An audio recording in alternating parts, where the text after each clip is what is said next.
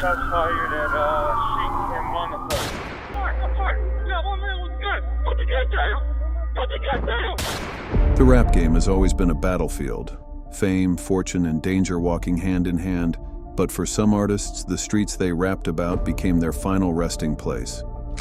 A late-night hookah lounge turns into a war zone, or a rapper who was found dead on his tour bus. The toxicology report says he died from fentanyl and Xanax. Lil Peep was found unresponsive in his tour bus just before he was set to perform in Tucson on November 15th. These rappers had everything: money, fans, a future, until it all came crashing down in the worst ways imaginable. He has left me with new people to know. I am so proud of him. You have no idea. Brace yourself as we uncover the tragic and shocking deaths of rappers in part 2 of Worst Ways Rappers Have Died.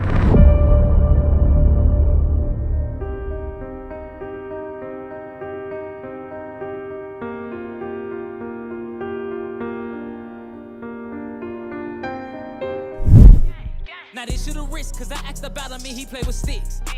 But it is what it is. If that nigga reached, then I'm busting this shit. Some rappers tell street stories. King Von lived them. Born David Bennett in Chicago's O Block, a neighborhood synonymous with gang violence, he turned his turbulent past into visceral storytelling. After surviving jail time for a murder charge he'd later beat, Von channeled his experiences into music, signing with Lil Durk's OTF label and rising rapidly in the drill scene. On November 6, 2020, violence interrupted his ascent. Outside Atlanta's Monaco Hookah Lounge, Von clashed with rapper Quando Rondo's crew. Surveillance footage captured a brawl erupting into chaos as gunfire erupted. Von, struck multiple times, was rushed to a hospital via private car, but pronounced dead at 26. Timothy Lul Tim Leaks, linked to Quando's group, was arrested but walked free in 2024 when Georgia's Stand Your Ground law voided charges. Von's death ignited wider chaos. Lil Durk now faces federal charges for allegedly plotting retaliation, a scheme that left Quando's cousin dead. Von's music immortalized survival in America's deadliest blocks, yet his death underscored rap's fatal cycle. 3 years later, murals of him in Chicago sparked debate over glorifying violence, while posthumous albums like Grandson, 2023, cemented his legacy. But as federal cases unfold, his story remains a grim reminder. In hip-hop's trenches, even success can't outrun the streets.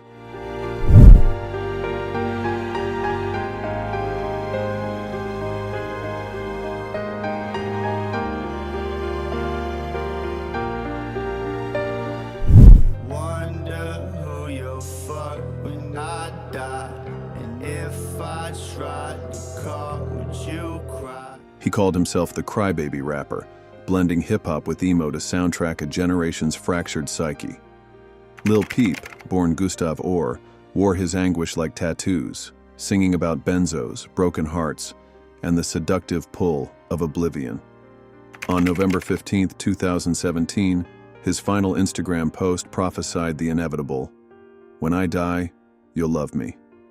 Hours later, he lay dead at 21 on an Arizona tour bus, rigor mortis freezing him mid-slump. The toxicology report says he died from fentanyl and Xanax. Lil Peep was found unresponsive in his tour bus just before he was set to perform in Tucson on November 15th. The autopsy revealed a chemical storm: fentanyl, Xanax, cocaine, marijuana, and a pharmacy of opioids swirling through his veins. Friends claimed he'd taken something he didn't expect, but Peep had long courted disaster. Social media videos showed him swallowing pills like candy, lyrics boasting, "I'll probably die from poppin' pills." His mother, Liza Womack, later sued management company FAE, alleging they enabled his addiction while profiting from his chaos. The 2023 settlement finally returned his music to family control. My sweet little peeper is gone now, but he has surely left us a lot of wonderful material to review and consider. He has left me with new people to know. I am so proud of him. You have no idea.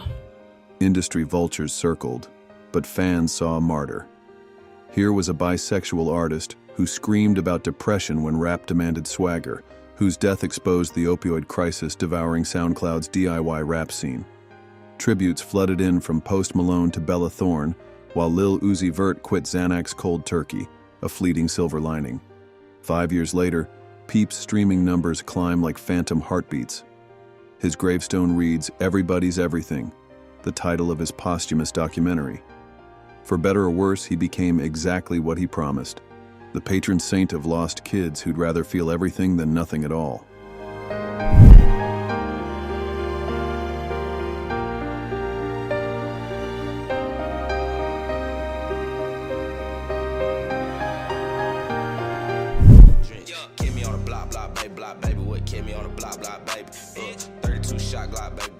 At just 20 years old, Lil Loaded stood on the precipice of stardom. Born Deshaun Robertson, the Dallas rapper exploded in 2019 with 6 Lock 6 UI, a viral anthem that went gold and landed him an Epic Records deal. But beneath the bravado of his street narratives lay a life spiraling out of control. On May 31, 2021, his mother found him dead from a self-inflicted gunshot wound in their Texas home.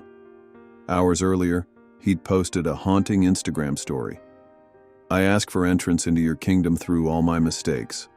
I'm ready for my heart and soul to join you." A close friend claimed, Loaded took his life after a devastating breakup, a narrative later affirmed by the medical examiner's suicide ruling. The tragedy deepened when fans learned he'd been scheduled for court the next day, facing manslaughter charges for the accidental 2020 shooting of his best friend, Khalil Walker. A grand jury had reduced the original murder charge months earlier, calling the fatal rifle discharge reckless rather than intentional. His music, raw tales of survival and pain, now plays like a eulogy. Tracks like Gang Unit and Avatar showcased a talent brimming with potential, yet stifled by personal demons. In death, Loaded joined a grim pantheon of young rappers lost too soon. His story underscores a brutal truth. Fame amplifies struggles it can't cure. As streams of 6 Locky 6Y still climb, listeners are left wondering what might have been, and how many more voices will fade before the industry confronts its mental health crisis.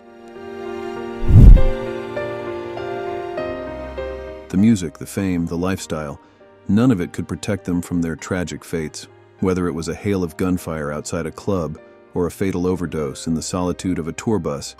These rappers left behind legacies cut short far too soon.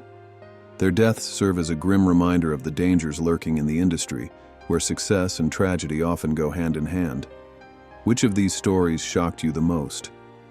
Do you think the rap industry will ever escape this cycle of violence and self-destruction? Let us know in the comments. And if you want to hear more untold stories from hip-hop's darkest moments, be sure to like, subscribe, and turn on notifications.